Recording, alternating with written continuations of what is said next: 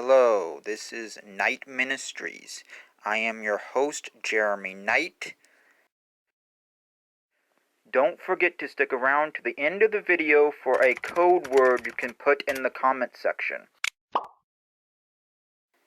Don't forget to like the video and enjoy the show.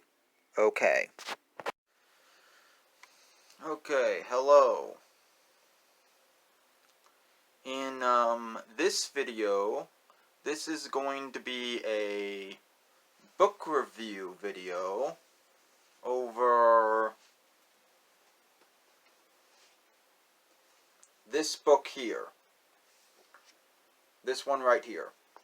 That's Navigating Genesis by Hugh Ross. Yeah, we're going to be doing a book review video over that, over Navigating Genesis by Hugh Ross. And I'm going to be talking about why I read this book and why I purchased a copy of this book.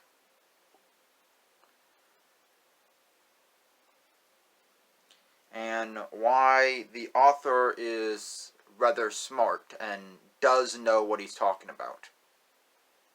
Okay? Hello. Yeah. About the book Navigating Genesis by Hugh Ross. That's this book right here. Yeah,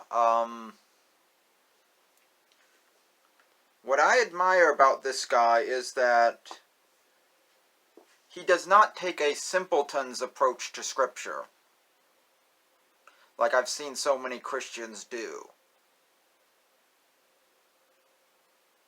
And a lot of Christian ministries have taken a simpleton's approach to Scripture.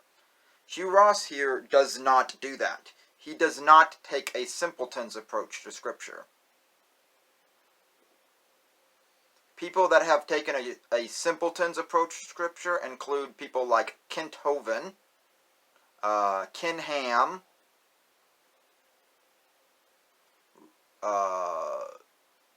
that banana guy, not Matt Powell. I mean, he has taken a simpleton's approach to Scripture, but not that one, the other one, Ray Comfort, that's the one.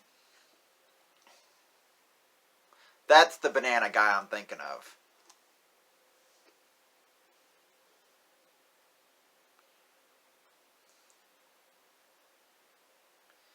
But, yeah. Hugh Ross here, he takes a way more complex way of looking at things. A way more complex way of looking at Scripture. He does not take the simpleton's route. And I admire him for not taking the simpleton's route.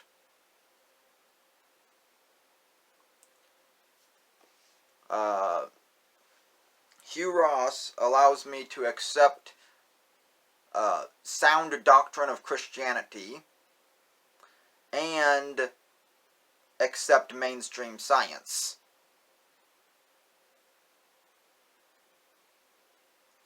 So, yeah, I am never going back to taking the simpleton's route. I am never again taking the route of naivete and being, well, a naif. That's French. It means to be naive.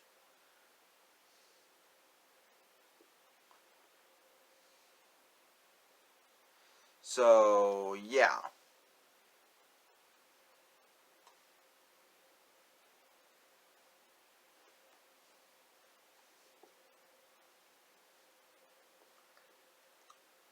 I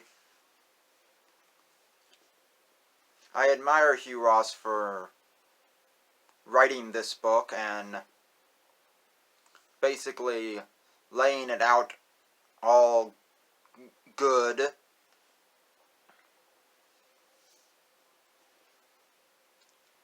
And taking a route that better fits the evidence and the facts we know. Okay? Hello. So yeah, I was talking about ministries and Christians that have taken a simpleton's approach to Scripture. I listed Ken Ham on that list. Yeah, he runs the ministry known as Answers in Genesis, sometimes simply referred to as AIG. He's definitely taken a simpleton's approach to Scripture. ICR has taken a simpleton's approach to Scripture, and most of young earth creationism has taken a simpleton's approach to Scripture.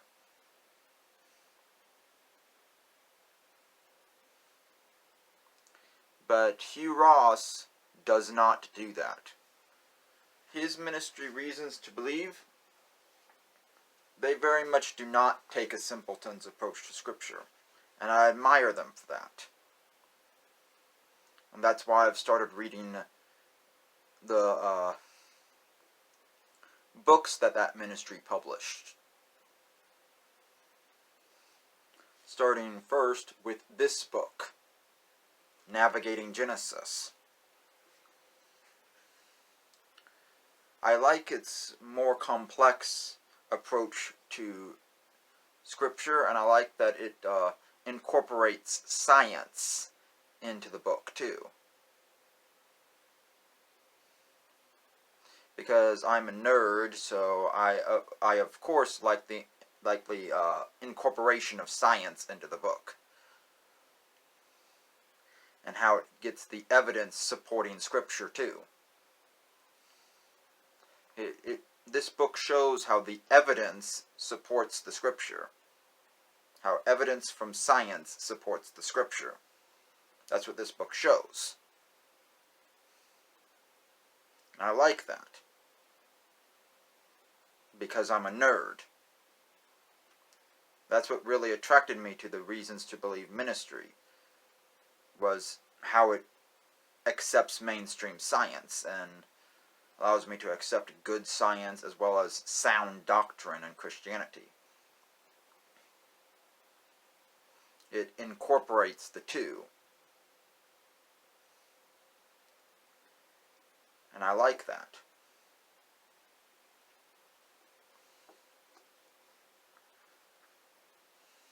That's why the subtitle on here is A Scientist's Journey Through Genesis, chapters 1 to 11.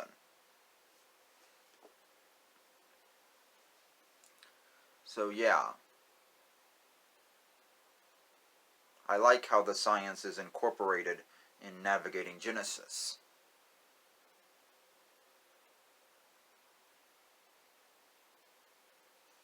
I like how he shows how the evidence from science supports the Genesis stories in chapters 1 through 11.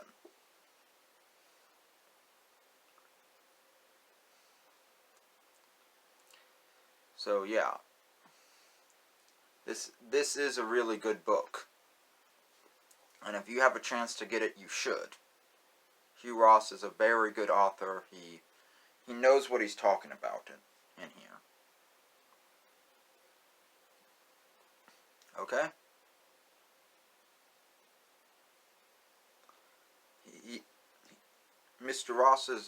Dr. Ross, he's a very smart person. I really should call him doctor because, well, he does have a doctorate. He's an astrophysicist.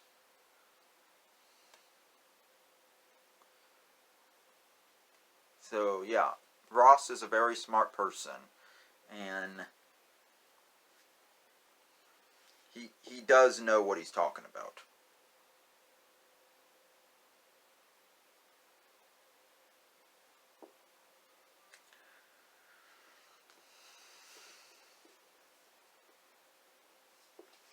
So yeah, you really should get this book, and you really should read this book.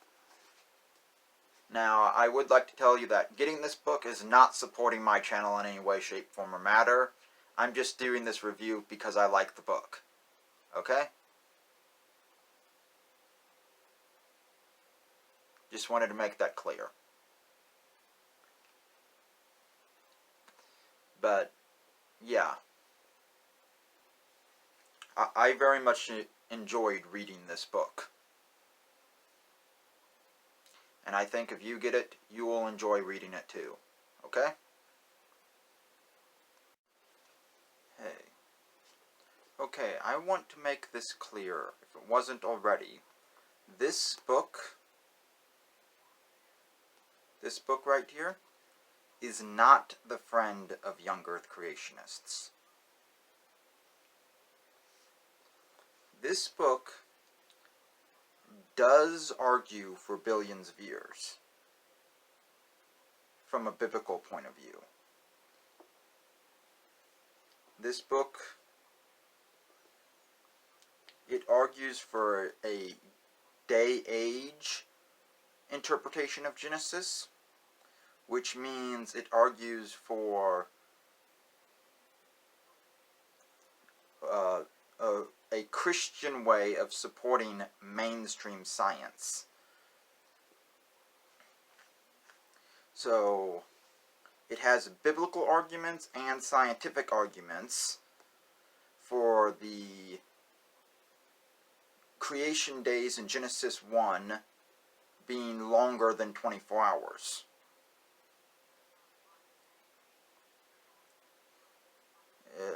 We're talking creation days that are eons long, not 24 hours. Reasons to Believe likes to take a progressively shorter view. So that means the first few creation days are like billions of years, whereas the remaining creation days after that are millions. So they get progressively shorter. But yeah, we're all talking eons long. And there are some very good arguments from both science and Bible in here for the creation days being longer than 24 hours. We're also talking about Genesis flood arguments, chapters 6 to 9. And those Genesis flood arguments argue for a Genesis flood that is less than global. It's a universal flood in that it destroys most of humanity, but it's not a global flood. That's what this book argues for, from both a biblical point of view and a scientific point of view. So yeah, this book is not the friend of young Earth creationists. It does not argue for... This book clearly argues for a Christian view of mainstream science and how to fit it to the stories of Genesis. So I just want to make that clear. This argues for day-age interpretation of the creation days and a less than global but also universal view of the Genesis flood account. Just want to make that clear, okay? Okay, I think my word choices might be a little confusing. I am talking about the difference between worldwide and global. In this case, I'm using worldwide to define world as it was back then, as it was when the Genesis flood would have occurred. So the known world at the time, not world as in the entire globe. That's what this book argues for. Known world at the time it happened. Okay?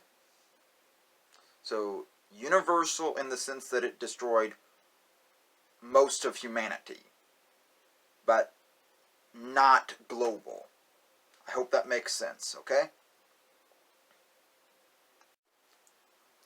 Okay, now time to talk about who this book was written by and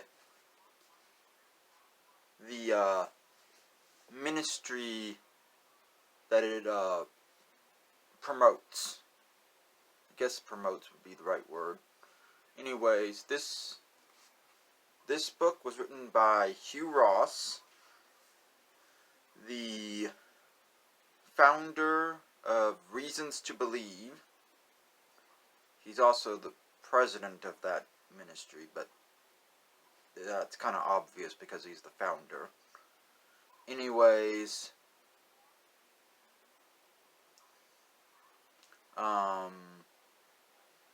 Hugh Ross is an astronomer. He has a PhD in astrophysics. He's an astronomer. He is a minister. And Reasons to Believe, the ministry he runs, is a science faith ministry that promotes Christianity and combines it with mainstream science. There's an About Author page in here and an About Ministry page in here, but I'm not going to read them because, well, get the book, read them yourself. But yeah, that's all I'm going to say about the author and the ministry, okay? Oh yeah, I forgot to mention, Reasons to Believe is abbreviated RTB, okay? Okay, now we're getting into the meat of this discussion, of this book review on this book here. We're talking about the quotes from the Bible in this book and how the author, Hugh Ross, supports his interpretation of Genesis chapters 1 to 11 by using verses from the Bible. Yeah, most of his argument is from the Bible. I mean, he does support it with scientific evidence too, but most of his argument is from the Bible. He has arguments from the Bible on why he thinks the creation days are longer than 24 hours. He has arguments from the Bible on why he thinks the Genesis flood account was less than global. In fact, he has an entire chapter in here dedicated to arguing for a less than global Genesis flood from the Bible, chapter 16, global or worldwide flood, biblical evidence. So yeah, he has an entire chapter in here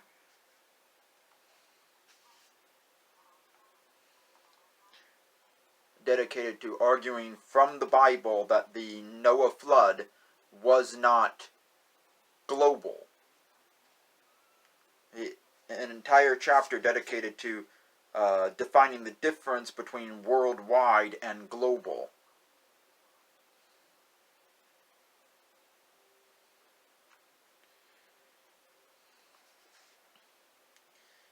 There's an entire segment in here about historical perspective.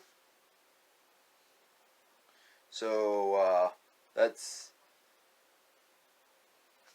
the cultural context right there.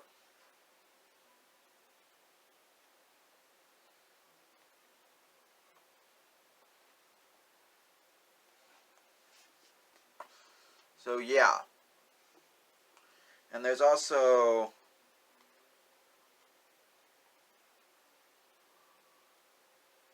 entire things in here about the creation days. There's entire chapters dedicated to almost each of the creation days. Sorry about that.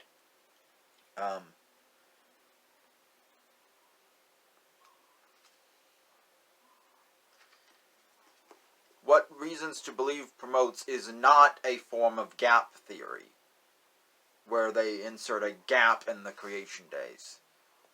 No. Reasons to Believe promotes what is known as a day-age interpretation of Genesis 1, which means the days are longer than 24 hours. We're talking eras, eons.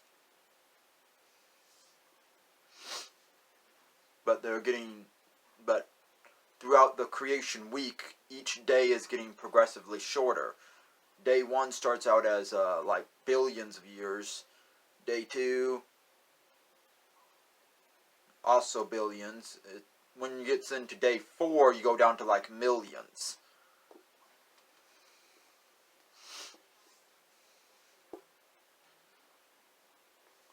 From what I understand, day 4 is actually supposed to be the shortest of the creation days, according to the way RTB looks at it. They have an entire table on their website. Maybe I'll show it in this video. Anyways, so yeah, this book does quote from the Bible a lot. And in the back here, you have the references. And there's several different references from the Bible, mostly from Genesis, some from Romans, some from Deuteronomy, some from Isaiah, some from Matthew, some from Revelation, some from 1st and 2nd Corinthians, some from 2nd Peter, some from 2nd Timothy. So yeah, he quotes from all over the Bible. Luke, John, Daniel, Jeremiah, Job, Romans.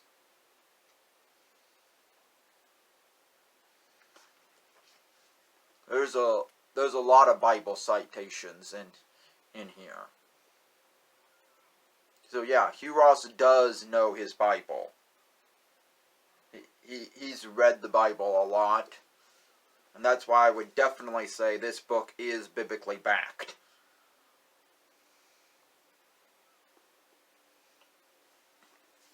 I do support this guy's interpretation, mostly because it's a good way of combining modern science with the Bible. Now, you may be worried about how science changes over time. You shouldn't be, because yeah, Big Bang cosmology isn't going anywhere anytime soon. It's here to stay.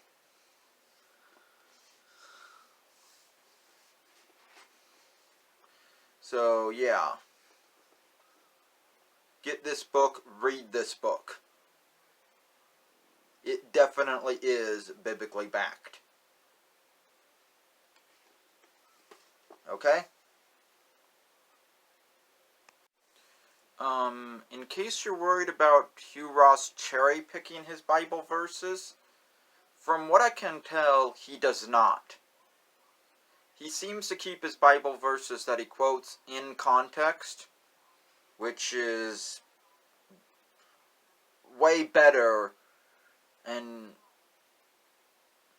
a lot more can be said for him keeping his Bible verses in context, because a lot of the young Earth creationists don't do that.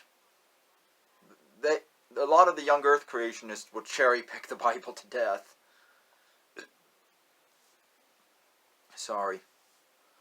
Anyways, yeah, I have a little bit of a cold right now, but that's not the point. The point is, Hugh Ross does not cherry pick the Bible. He keeps his Bible quotes in context. He does not cherry pick. Unlike a lot of the young earth creationists and flat earthers out there. They seem to cherry pick the Bible to death. Hugh Ross does not do that. He does not cherry pick. He keeps everything in context. Which is why he's quoting from all over the Bible, because that's keeping it in context. Okay?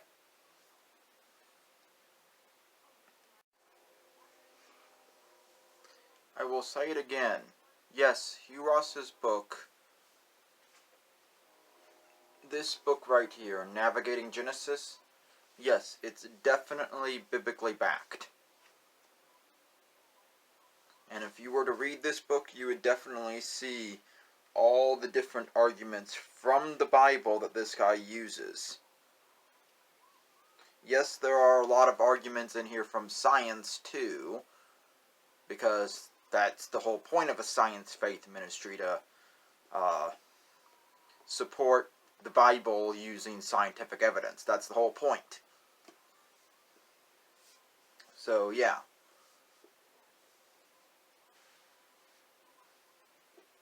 But yeah, this book definitely is biblically backed. And I would definitely get this book. It is a good read. I read it. And yeah, it's definitely a good read. Okay? See you in my next video. I'm not sure what it will be about, but yeah, see you in my next video. Okay?